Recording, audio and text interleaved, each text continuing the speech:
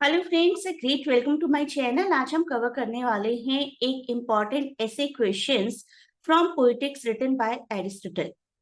Aristotle के poetics का introduction हम लोग ऑलरेडी कवर कर चुके हैं, उस वीडियो को भी जरूर देखें। और ये वीडियो बहुत ही इम्पॉर्टेंट होने वाला है किसी भी यूनिवर्सिटी एग्जाम के लिए, क्योंकि जहां पर भी लिटरेरी क्रिटिसिज्म कवर किया जाता है, एरिस्टोटल और Plato are necessarily the part of the syllabus.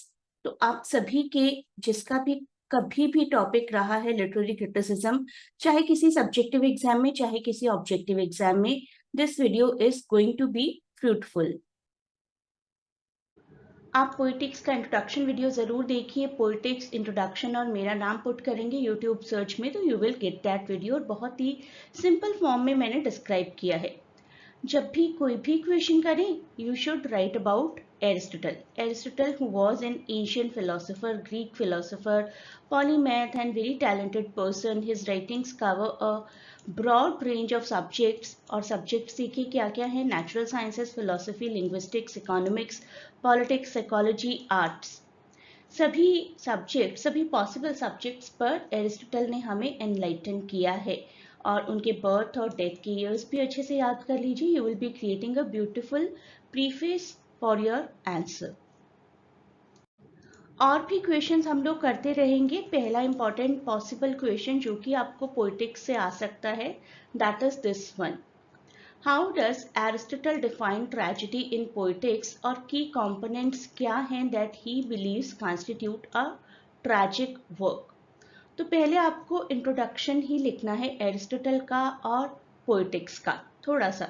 उसके बाद पोएटिक्स में ट्रेजेडी को किस तरीके से डिफाइन किया है वो देखते हैं। एग्जैक्ट देखेंगे अभी वर्ड्स को। अ फॉर्म ऑफ ड्रामा, ध्यान से देखिएगा, form of drama that aims to represent serious complete action with a certain magnitude which evokes feeling of pity and fear, जिसको कि टेक्निकल टर्म में कथारसिस बोला जाता है। कथारसिस का भी एक वीडियो हम लोग सेपरेट करने वाले हैं। Aristotle's definition of tragedy is detailed and structured around several key components, और अब हम वो key components देखेंगे कि क्या होती हैं। तो सबसे पहले आपको ये बहुत ही फॉर्मल सी डेफिनेशन अगर वर्ड टू वर्ड लर्न कर सकते हैं तो nothing can be better than this, लेकिन समझ जरूर लीजिए। कोई भी ऐसा ड्रामा जो कि किसी सीरियस कंप्लीट एक्शन को एक मैग्नीट्यूड के साथ रिप्रेजेंट करता है और फीलिंग ऑफ पिटी और फियर भी इवोक कर सकता है ऑडियंस के दिल में। तो देखिए, ये हो गए हमारे की components. Imitation of a serious action. सबसे पहले कोई सीरियस एक्शन है जिसको इमिटेट, रिप्रेजेंट या माइमेसिस करवाया जा रहा है, जिसमें एक मैग्नीट्यूड है, एक गहराई है। This means the action depicted in the tragedy should be significant. ऐसा significant जो सबको देखकर लगे कि हाँ ये tragic है। और it should be serious and it should have a depth in it. Second thing, pity और fear, ये दो feelings बहुत ज़रूरी हैं। By looking at that character, you should have compassion in your heart and you should be fearful for yourself. Unfortunately, India में rape cases होते रहते हैं और बहुत ब्रूटल रेप केसेस भी होते हैं। The recent rape case of Kolkata and the Nirbhaya rape case, इन दोनों केसेस ने पिटी और फियर, ये दोनों फीलिंग्स इवोक की in all the people of India, in all the good hearted people of India I should say, कि हमें उस गर्ल के लिए पिटी फील हुई और अपने लिए भी हम लोग फियरफुल हो गए कि now we should be secured, और अपनी सिक्योरिटी के लिए हमें क्या क्या स्टेप्स लेने हैं उस पर हम और ज़्यादा जागरूक हो जाते हैं। तो purpose of tragedy is to arouse feeling of pity and fear in the audience, और ये इमोशंस एलिसिट होते हैं through the unfolding of dramatic action. धीरे धीरे धीरे करके जब हमें कैरेक्टर्स का एक्सपीरियंस करवाया जाता है, then we come to know about the pity and fear that we have for that character and in our heart. जैसे कि हैमलेट का कैरेक्टर है, हमें हैमलेट के साथ एक पिटी की फीलिंग आती है, कंपैशन की, कि उनके फादर की डेथ हो गई और mother is about to get married to his uncle Claudius, and we feel fearful कि हमारे साथ ना कहीं ऐसा हो जाए कभी, राइट? तो द सेम थिंग जो हमें एक ब्रूटल रेप केस के बाद फील हो रही है वो हमें कैरेक्टर्स के लिए भी फील हो सकती है, ओथेलो जैसे कैरेक्टर के लिए, हैमलेट जैसे कैरेक्टर के लिए, किंग लियर जैसे कैरेक्टर के लिए, डॉक्टर फॉस्टर्स जैसे कैरेक्टर के लिए. And this is what we call to be catharsis. The emotional effect of tragedy is to provide a catharsis which is purging or cleansing of emotions of pity and fear. कई बार ऐसा होता है कि हम character के दुख में शामिल हो जाते हैं एंड वी इवन क्राई. रोना वैसे अच्छा नहीं होता लेकिन माना जाता है कि व्हेन अ पर्सन क्राइज तो प्योरिफिकेशन हो जाता है, उसके इमोशंस बाहर आ जाते हैं. I mean catharsis is the extent of pity and fear. Through experiencing these emotions in a controlled environment, the audience achieves a sense of emotional relief or renewal. I mean, उनके दुख में उनका साथ देकर, उनके दुख में उनके लिए दुखी होकर, we kind of have a sense of renewal. अब देखिए एक ट्रेजेडी में क्या क्या होना चाहिए. Plot, character, thought, diction, spectacle and song. Plot, main action क्या है उस ट्रेजेडी का, किस तरीके से कैरेक्टर्स का ऑब्जेक्टिव दिखाया गया है, स्टोरी को दिखाया गया है. कैरेक्टर्स, द प्रोटैगनिस्ट और प्रोटैगनिस्ट की रिलेशनशिप बाकी सभी कैरेक्टर्स के साथ, even with the antagonist. Thought, the psychology behind the characters actions. Characters को किस तरीके से एक डायलॉजिज्म या सोलिलोक्वे, मोनोलॉग किस तरीके से प्रोवाइड किए गए हैं, क्या क्या थॉट प्रोसेस है सभी कैरेक्टर्स के. Diction, the kind of dialogues that they speak, the words, the vocabulary that has been used. Spectacle, audience का विजुअल एक्सपीरियंस, ऑडियंस को क्या क्या दिखाया गया है स्टेज पर. इफ इट इज रेनिंग तो रेन कैसे दिखाई गई, if it is the scene of a fire तो फायर कैसे दिखाई गई, तो सीनरी किस तरीके से क्रिएट की गई, even the costumes. Song, the vocal composition, background music or rhythmatic speech during the performance, chorus की performance during the whole play, that will fall under song. उन 6 components में सबसे पहले बात करते हैं प्लॉट की. Plot is the main action which can be described by character's objective. Example लेते हैं अब, जैसे सोफोक्लिस का एडिपस रेक्स से. I am taking one popular example. आपके दिमाग में अगर हैमलेट, ओथेलो या कोई और एग्जाम्पल है, किंग लियर, तो you can go for that. Even doctor fosters, ये कुछ 3-4 प्लेज ऐसे हैं जो सब यूनिवर्सिटीज में कवर करवाए होते हैं. बिगिनिंग, इस प्ले की बिगिनिंग की बात करी मैं. The play starts with Oedipus and the king of Thebes seeking to rid the city of a plague. तो शुरुआत में ही इडिपस परेशान है, पूरी सिटी में प्लेग फैला हुआ है. And he was to find and punish the murderer of the former king लेयस.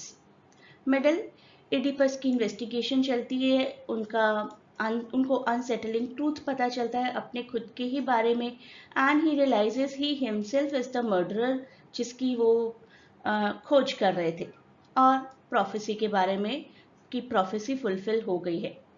And Oedipus recognise करते हैं his identity and his role in all the tragic events, जिसकी वजह से सिर्फ उनका ही नहीं पूरे सिटी का डाउनफॉल हो गया है, और उनको रिपेंट करने के लिए ही culminates in self exile and the blinding of himself as punishment. और Oedipus की मदर या वाइफ जो भी कहिए वो भी सुसाइड कमिट कर लेती है. तो बिगिनिंग हुई एक proper weak kind of button introduction. फिर एक छोटा सा मिडल पार्ट आया बीच में, जिसमें कि सारे इवेंट्स धीरे धीरे धीरे और प्रोग्रेस होते हैं. And then it is the final culmination. Let us know in deep about the characters with the help of example. Shakespeare का मैकबेथ एग्जाम्पल लिया है मैंने. एज आई सेड कि you can go for any other example. तो Macbeth एक तरीके से हमारे प्रोटैगनिस्ट हैं, एक स्कॉटिश जनरल जो कि काफ़ी नोबल हैं, इनिशियली काफ़ी वेलियंट है, बहादुर हैं. उनका एक ट्रैजिक फ्लॉ है, राइट. हमर्शिया भी कहते हैं ट्रैजिक फ्लॉ को, कि उनका एम्बिशन इतना हावी हो जाता है उन पर कि वो अपनी ड्यूटीज़, अपनी रेस्पॉन्सिबिलिटीज़ भूल कर मैनिपुलेशन में लग जाते हैं. तो this is the identity of the protagonist. इसी प्रोटैगनिस्ट की हमें डेवलपमेंट दिखाई जाती है. और भी कैरेक्टर्स होते हैं, हम हर कैरेक्टर के बारे में लिखेंगे तो आंसर बहुत ज़्यादा लेंदी हो जाएगा. एक या 2 कैरेक्टर्स पिक कर लीजिएगा आप जब भी आपको कैरेक्टर्स का एग्जाम्पल देना है। तो मैकबेथ को बहुत एम्बिशियस दिखाया गया है, इतना एम्बिशियस कि ही मर्डर्स इवन द किंग, जो कि उनके लिए एक फादर फिगर की तरह थे। And after that he leads towards madness, more murders and eventual downfall। और यही क्वालिटीज हैं एक नोबल हीरो के डाउनफॉल की, एक नोबल हीरो के कन्वर्जन में, which from nobility he becomes a tragic hero। Next is thought। Thought is the psychology behind the character's actions। क्या क्या psychology हमें पता चलती है।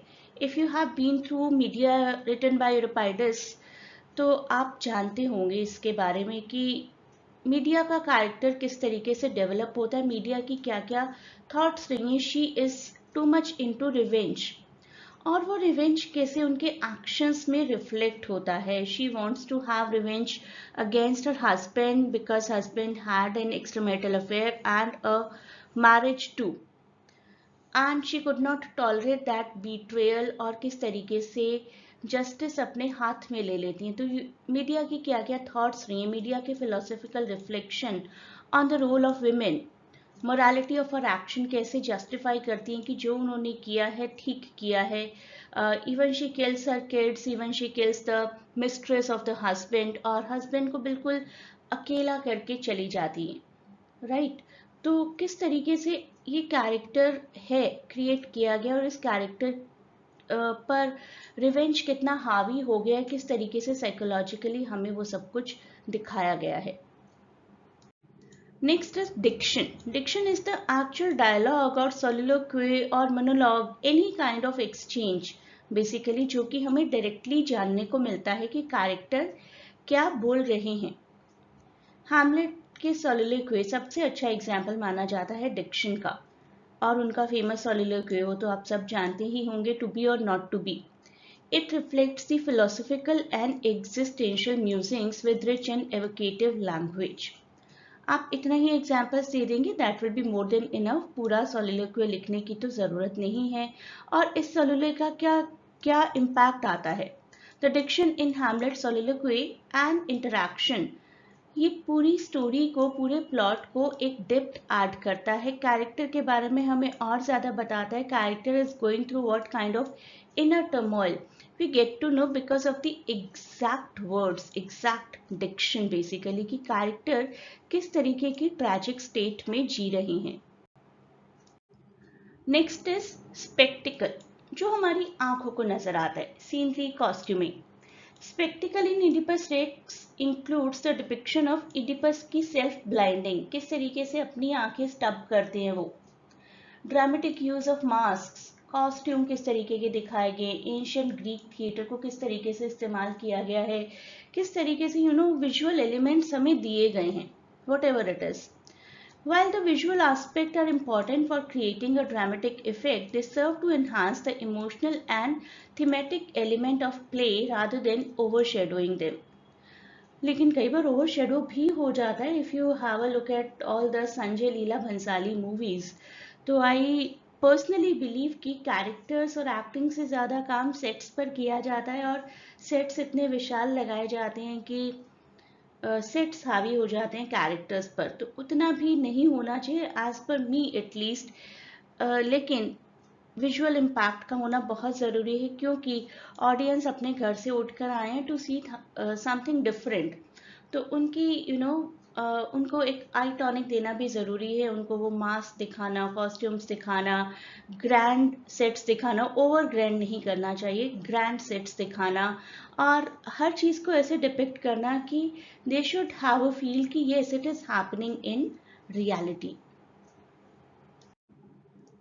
Next, song. Song is the vocal composition or rhythm of speech in the performance. It is जैसे आजकल की TV serials, daily soaps में होता है ना, बैकग्राउंड म्यूजिक धूम तना चलता ही रहता है, तो that sort of thing is called song basically, कि बैकग्राउंड म्यूजिक क्या दिया जा रहा है, एडिशनल जो कोरस की परफॉर्मेंसेज हैं, जो हमें सॉन्ग्स के थ्रू, रिदमेटिक स्पीच के थ्रू एडिशनल क्या बताया जा रहा है।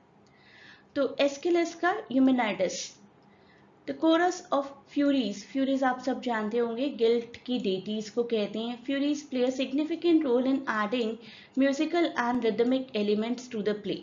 उनके सॉन्ग इन्हांस करते हैं, उनकी चैंटिंग इन्हांस करती है ऑडियंस के मूड को, और जस्टिस और ट्रांसफॉर्मेशन होते हुए जब एक म्यूजिक प्ले किया जाता है we are more moved. Enhancement होती है, किसी भी प्ले की एनहांसमेंट होती है basically because of the contribution of the songs, the chorus, the background music. तो ये सब कुछ लिखने के बाद बस आपको एक समरी लिखनी है.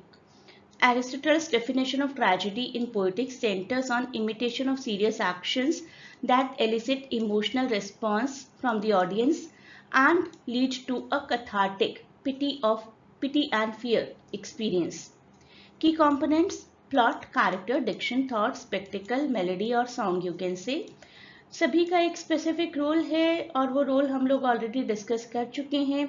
अमंग दीज प्लॉट को सबसे ज़्यादा इंपॉर्टेंस दी है. अगर प्लॉट ही ठीक नहीं है तो बाकी सब कंपोनेंट्स ठीक से वर्क नहीं कर सकते. Plot should be very much coherent and well structured.